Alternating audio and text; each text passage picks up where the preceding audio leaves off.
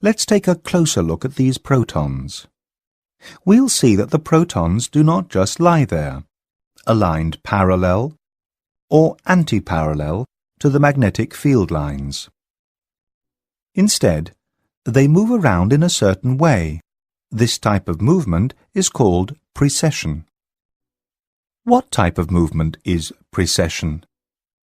Just imagine a spinning top. When you hit it, it starts to wobble or tumble around. It doesn't, however, fall over. During the precession, the axis of the spinning top circles, forming a cone shape. Protons, in a strong magnetic field, also show this wobbling type of motion, which is called precession. In real life, this is a very fast movement. For reasons we will learn later, it's important to know how fast the protons precess.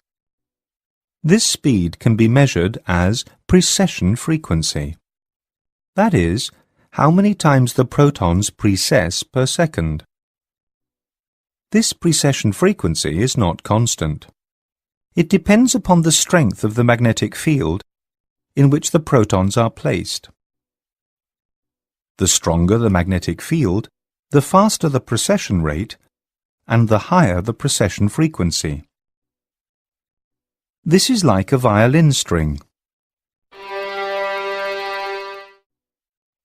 The stronger the force exerted upon the string, the higher its frequency. It is possible and necessary to precisely calculate this frequency.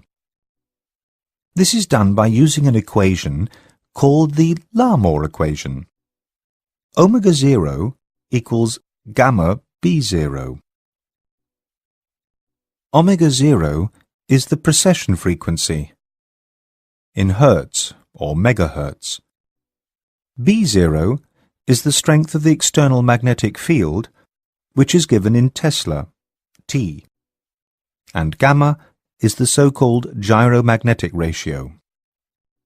The equation states that the precession frequency becomes higher when the magnetic field strength increases.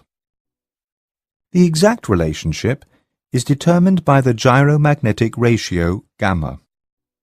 This Gyromagnetic Ratio is different for different materials.